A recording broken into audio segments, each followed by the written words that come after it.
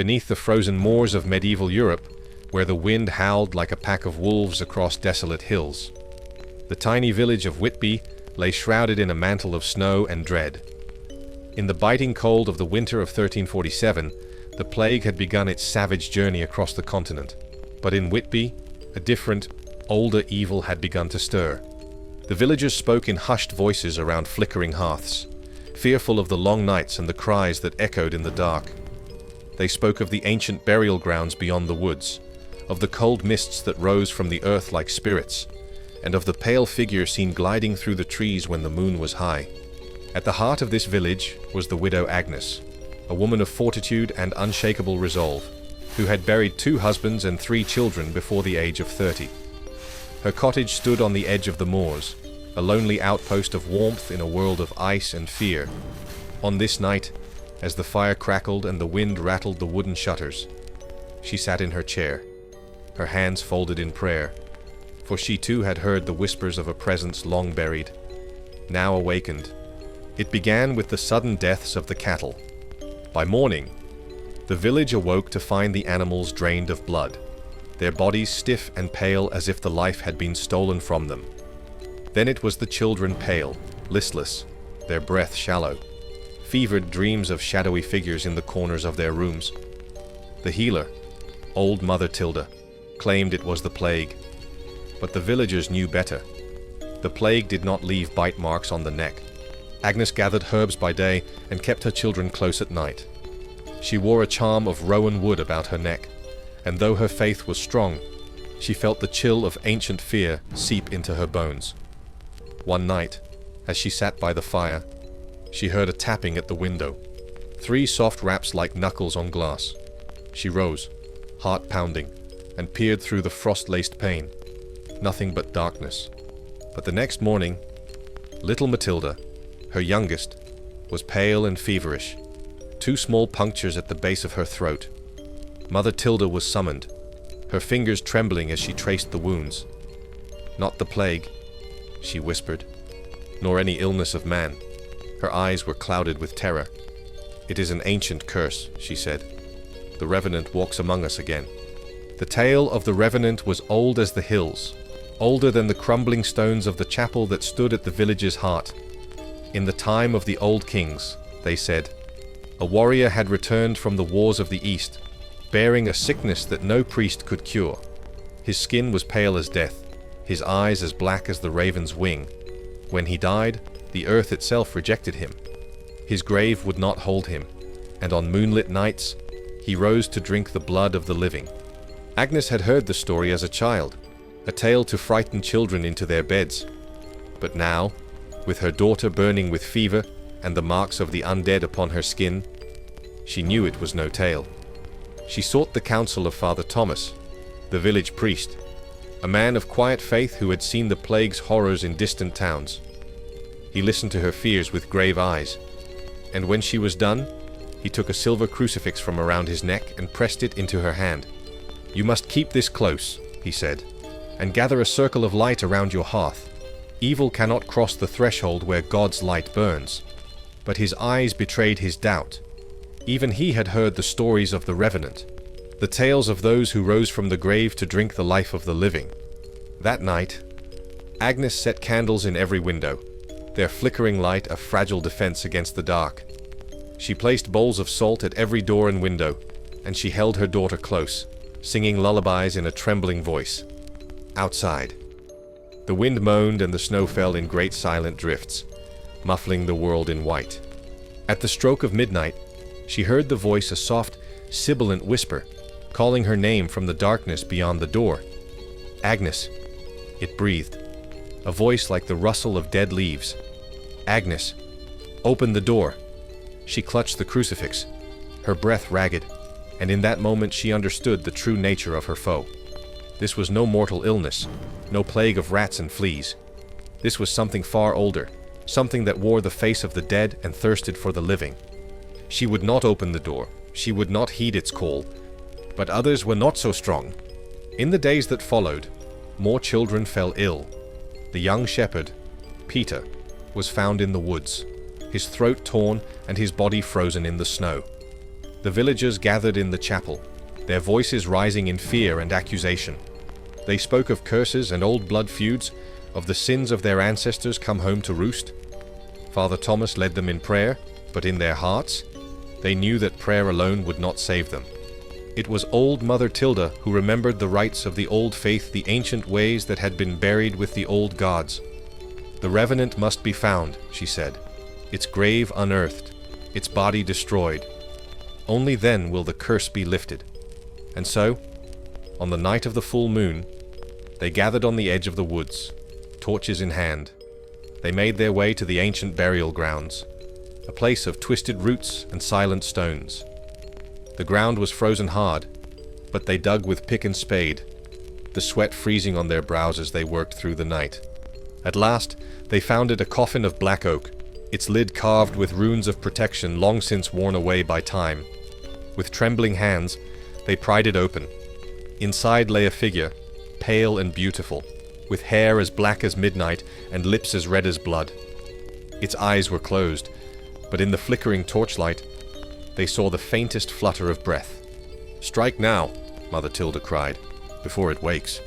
Father Thomas raised the wooden stake, his hands shaking as he drove it through the creature's heart. A scream echoed through the night, a sound that was not human, that seemed to shake the earth itself. The body writhed, then fell still, and in the silence that followed, the villagers felt the first stirrings of hope. But hope is a fragile thing. In the days that followed, the children recovered, and the cattle no longer fell in the night. But the snow did not stop, and the wind did not still. Agnes knew, in the depths of her heart, that the evil was not gone, it had merely retreated, biding its time beneath the frozen moors. For there were always whispers in the dark, and the dead never truly sleep. Winter tightened its grip upon the village of Whitby, turning the roads to rivers of ice and the fields to white wastelands. The villagers spoke little of that night at the burial ground, for fear that the mere memory might rouse the slumbering dead once more.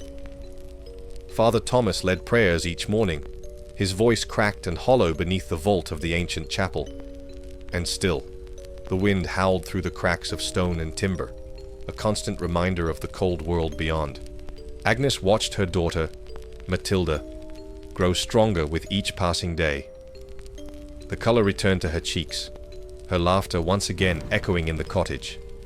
But Agnes could not shake the memory of that voice outside her door, nor the face of the revenant in its coffin, beautiful and terrible in the glow of the torches.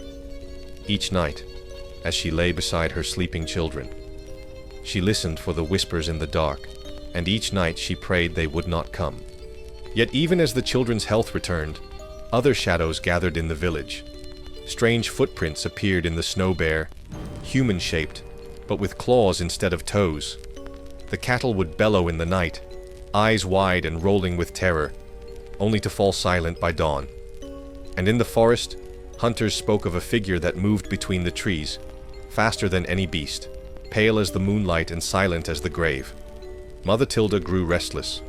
She wandered the lanes at dusk, muttering charms beneath her breath and scattering salt at every threshold. "The revenant may have been struck down," she said, "but evil never dies. It sinks into the roots of the earth, waiting for the warmth of blood to call it back." On the night of the solstice, when the darkness was deepest and the moon full and cold, a traveler arrived in Whitby. He came from the east, wrapped in furs of wolf and bear, his eyes the color of old ice. His name was Alexander, and he carried with him a bundle of ancient texts bound in cracked leather.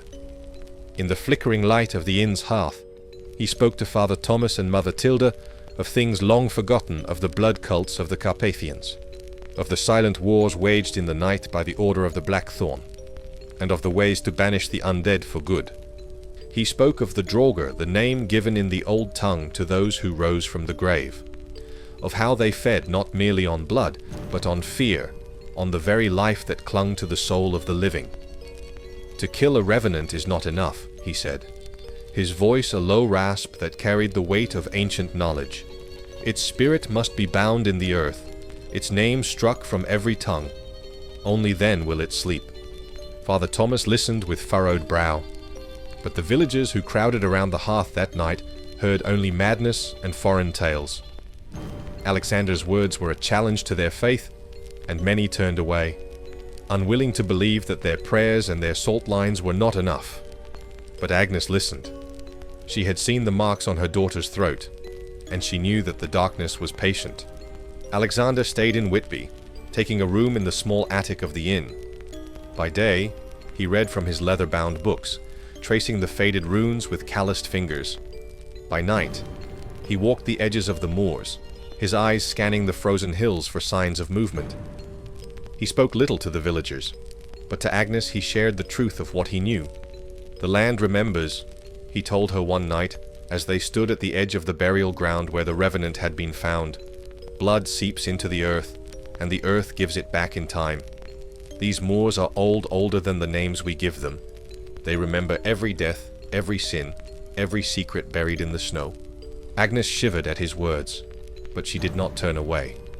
She had always known that there were truths the priests would not speak, truths whispered in the rustle of dead leaves and the sigh of the wind through the pines.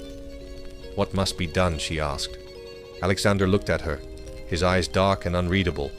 "The grave must be sanctified, the bones blessed with oil and ash, and the name of the revenant consigned to the flame. But it is dangerous such rites wake other things. You must be strong. Agnes, you must believe, even when hope seems lost." In the days that followed, they prepared for the ritual. Mother Tilda gathered herbs, wormwood and vervain, rowan and hawthorn. Father Thomas, though troubled, agreed to bless the oil and the ash, though his faith wavered as he did so. The villagers watched from behind shuttered windows, fearful of what might come. And in the woods, the shadows grew longer, and the wind carried voices that had no place in the waking world. On the appointed night, a ring of stones was set in the snow-covered ground at the edge of the moors. Agnes stood at the center, the silver crucifix warm against her chest. Alexander beside her, his breath a pale mist in the icy air. Father Thomas stood to her right, his voice steady as he recited the ancient prayers, while Mother Tilda walked the circle, sprinkling salt and whispering the names of the old gods. The wind howled as the ritual began, tearing at their cloaks and snatching the words from their lips. The ground beneath their feet trembled, as if the earth itself were waking from a long sleep. Agnes felt a chill that sank deeper than flesh, a cold that reached for her very soul. Alexander began to speak in the language of the old country, his words sharp and cutting like the edge of a blade. The runes he traced in the air seemed to shimmer, a pale light that danced in the darkness. Father Thomas anointed the bones with oil, his hands steady though his eyes were full of fear. Mother Tilda cast the herbs into the brazier at the center of the circle, and a sweet, bitter smoke rose up, wreathing them in a veil of grey. From the shadows beyond the circle came a voice that was both many and one, a chorus of the dead that sang in the silence. "You cannot bind what was never meant to sleep," it said, and the candles flickered as if in answer. Agnes clutched the crucifix, her voice joining Father Thomas's as they prayed, their words a defiance of the night. The ground cracked, a thin black line that split the snow. From it rose a hand, pale and perfect as polished bone, reaching for the sky.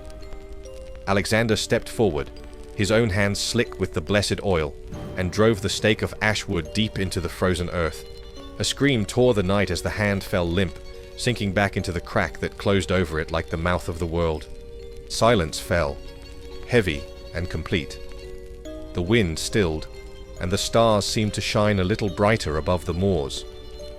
Agnes felt the weight of the darkness lift, the air growing easier in her lungs. She looked at Alexander, whose face was lined with exhaustion, but whose eyes were calm. "It is done," he said, though his voice held no triumph, for now. They returned to the village, their steps slow and weary. The villagers watched them come, their faces pale and fearful in the lamplight. Some fell to their knees, murmuring prayers of thanks. Others turned away, unable to bear the knowledge of what had been done. In the days that followed, the cattle no longer cried in the night. The children played in the snow, their laughter bright and unafraid. Agnes held her daughter close, her heart light for the first time in months. But Alexander did not rest. He spoke little, his eyes always on the horizon. as if he saw something moving beyond the line of the moors. And one night, as the village slept and the snow fell in gentle, silent drifts, he came to Agnes's door. She let him in, and by the light of the hearth he spoke words that chilled her more than any winter wind. It was only the first, he said, the first of many. The moors are old, Agnes, and they remember. In the weeks that followed, life in the village of Whitby resumed its careful rhythm. The days grew longer, and the snow that had once lain heavy upon the earth began to melt, revealing the dark soil beneath. Children chased each other along the lanes, and mothers hung laundry in the thin winter sun, their laughter echoing against the timbered walls. But beneath the surface, the memory of the revenants' scream still pulsed like a heartbeat, and Agnes knew that their struggle was far from over.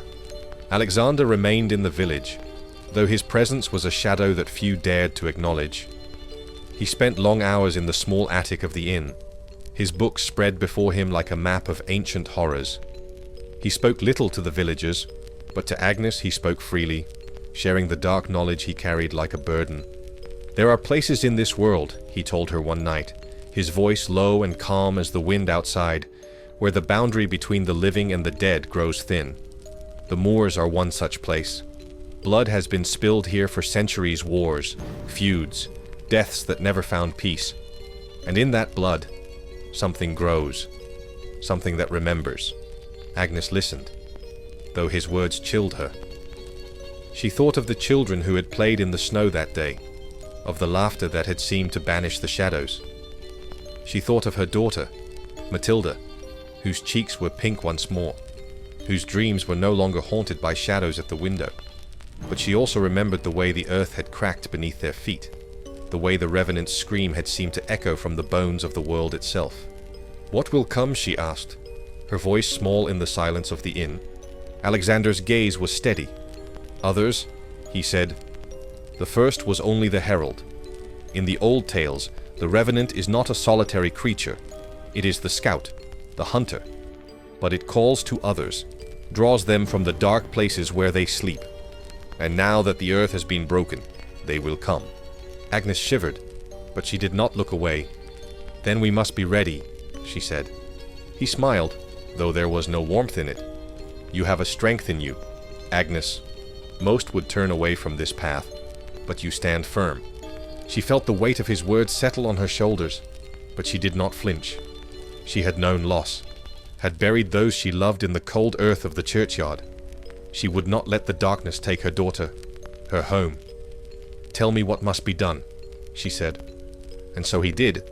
They worked in secret, gathering what they needed: iron nails, ground bone, salt drawn from the sea. Father Thomas lent them the chapel's ancient texts, and Mother Tilda gave them the herbs of protection. Each night, when the village slept, they traced runes in the snow, whispered prayers and invocations in the language of the old country. And in the dark hours before dawn, they spoke of the legends that had become their reality.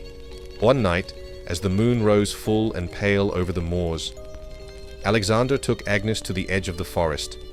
There, where the trees grew close and the ground was soft with moss, he showed her the marks that had begun to appear, circles of scorched earth, as if the snow itself had fled from some dark presence. "They walk here," he said, his voice low. "The watchers. They come before the feasting, before the killing. They test the strength of the living, seeking the weak, the fearful." Agnes stared at the blackened snow, her breath a pale cloud in the cold night. "And what if they find them?" she asked. "Then they feast," he said simply, "and the darkness grows stronger." They returned to the village in silence, their steps muffled by the snow, in her cottage. Agnes sat long by the fire, the crucifix warm in her palm. She thought of her children, sleeping in their narrow beds, and she knew she would do whatever was needed to protect them. The next day, she went to Father Thomas, her resolve as sharp as the winter wind. "We must prepare the village," she said. "The children, the elders, they must be taught the old protections. We must stand together, or we will fall one by one." Father Thomas looked at her, his face lined with doubt. "The people will not listen," he said. "They want to believe that the danger has passed." "Then we must make them see," she said. and in her voice was the steel of one who has seen the face of evil and will not bow before it. Reluctantly, Father Thomas agreed. That Sunday, he spoke to the village from the pulpit, his voice steady but shadowed with fear. He told them of the revenant, of the signs that still lingered in the snow. He spoke of the need for faith, but also for vigilance, for the light of God's grace was strongest when the people stood as one. Some listened, others turned away, unwilling to let go of the fragile peace they had claimed. But Agnes did not stop. She went from cottage to cottage, sharing the signs to watch for the footprints of the dead, the chill that crept into rooms without reason, the dreams of pale figures calling from the night. And slowly, the village began to stir from its fear, to understand that their safety was a fragile thing, easily shattered. One night, as she returned from a neighbor's hearth, she found Alexander waiting at her door. His face was pale, his eyes hard. "They have come," he said. "The Watchers. I saw them on the moors." Agnes felt her heart still, but she forced herself to breathe. "What must we do?" she asked. "Tomorrow night," he said, "we will lay the warding circle around the village. It will hold them back, if our faith is strong. But you must be ready. Agnes, the Watchers will not yield easily." The next night, beneath a sky of stars cold and sharp as glass, they gathered at the edge of the village. Alexander led them, his voice a calm anchor in the swirling dark. Agnes walked beside him, her hands full of salt and ash, the crucifix at her throat. Father Thomas carried the blessed oil, and Mother Tilda whispered the names of the old gods, her breath a prayer of defiance. They walked the boundary of the village, drawing the circle in the snow, their steps measured and sure.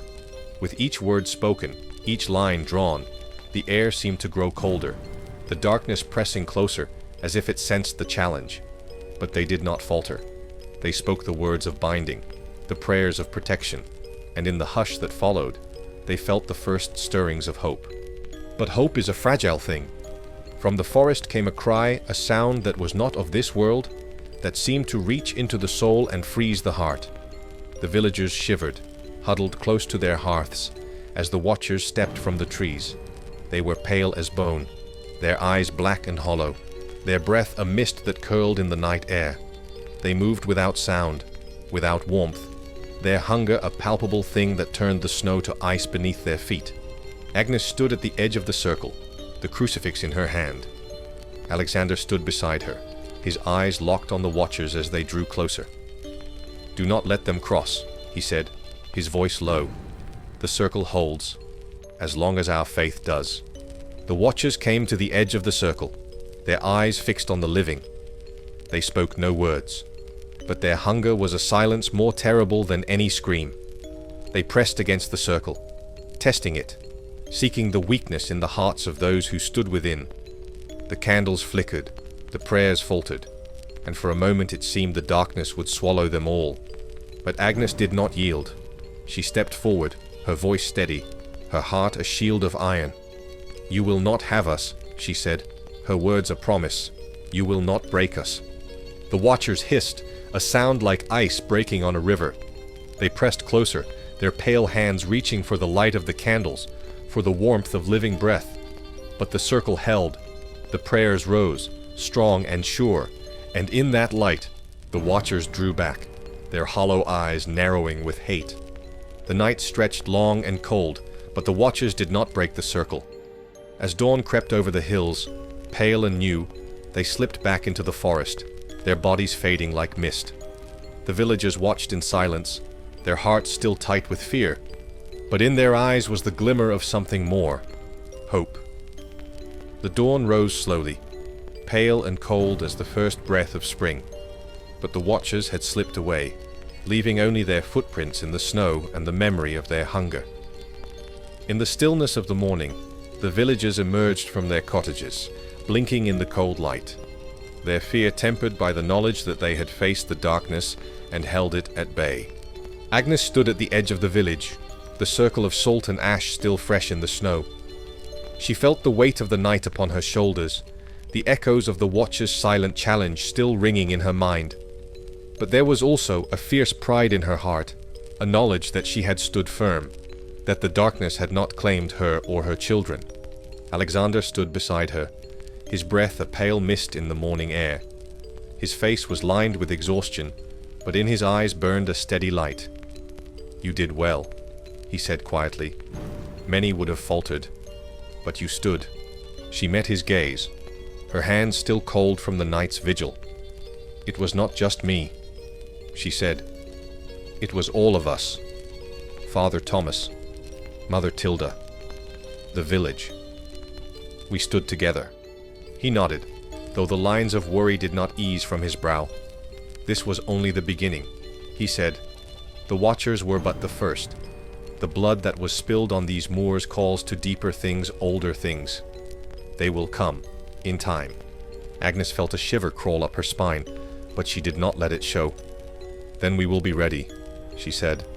In the days that followed, the village took up the work of fortifying their home. The children were taught the old signs of protection, their games now woven with chants and charms. The women ground herbs and wove wreaths of rowan and hawthorn to hang in every doorway. Father Thomas blessed the fields and the wells, his prayers echoing in the crisp air.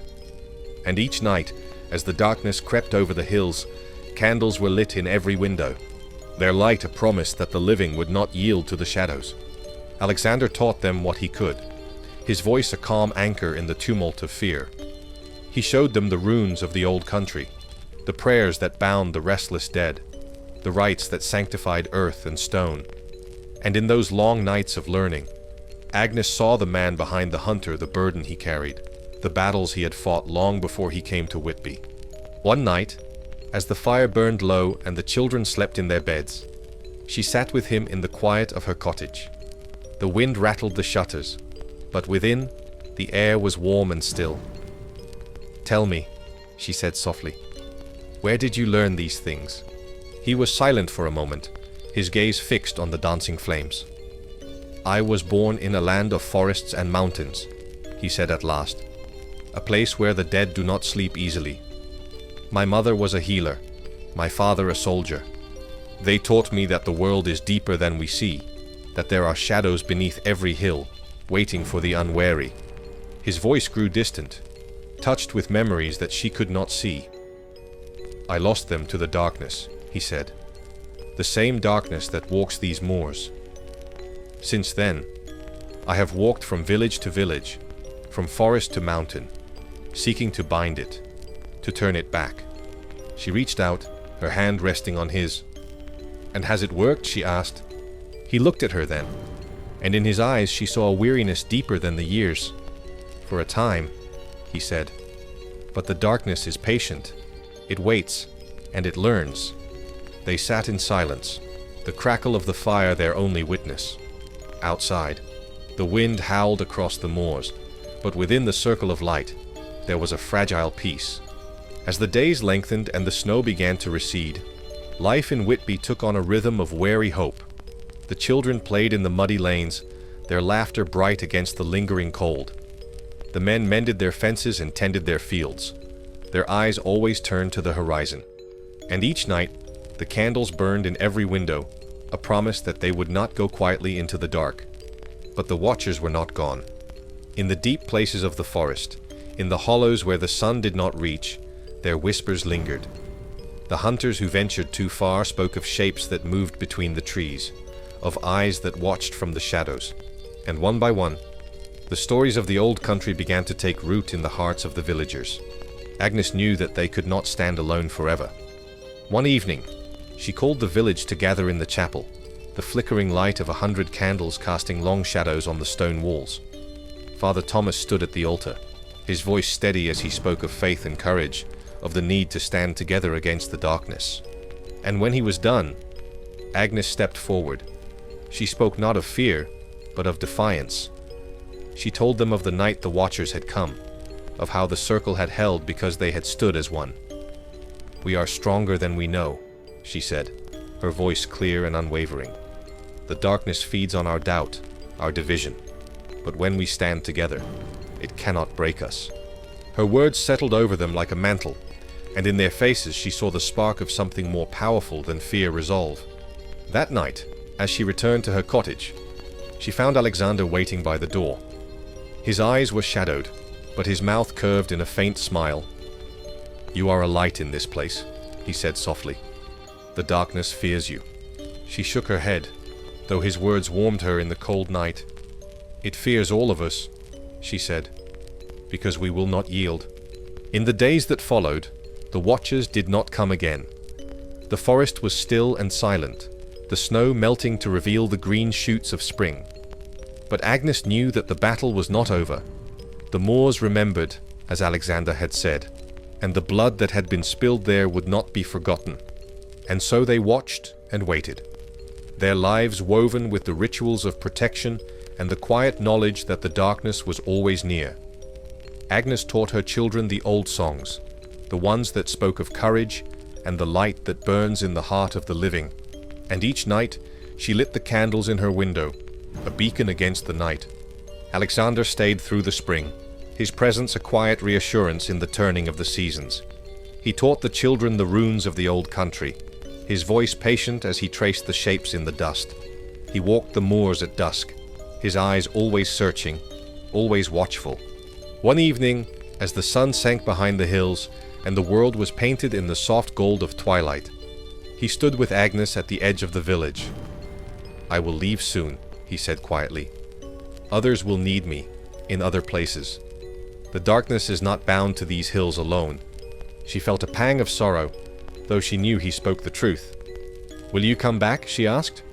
He looked at her, and in his eyes was the weight of the years he had walked this path. "If you call, I will come," he said. "You have the strength of the old blood in you, Agnes. Never forget that." And then he was gone, his figure a shadow that slipped into the gathering night, leaving only the memory of his quiet strength and the knowledge he had shared. The years turned, as they always did, and the village of Whitby endured. Children grew to adulthood, and old men told tales by the fire of the night the Watchers came. And though the forest was still and the moors lay quiet beneath the turning stars, they never forgot. Agnes grew old in that place, her hair silver as the winter frost, her hands lined with the work of years. But her spirit was unbroken, and each night she lit the candles in her window, a flame of defiance against the night. And in the long, quiet hours before dawn, when the wind sang through the pines and the world was wrapped in silence, she would sometimes hear a voice in the darkness, a voice like the whisper of old leaves, like the echo of ancient hills. "You are the light," it said, "and the darkness will not take you." And so the legend lived on, whispered in the songs of children, in the prayers of the old, in the quiet strength of those who would not yield, beneath the frozen moors, where the blood of the past still slept in the earth. The living stood watch, their hearts a shield of light. For the dead may walk, and the Watchers may come, but as long as there is breath and the will to fight, the darkness can never truly claim the souls of the living.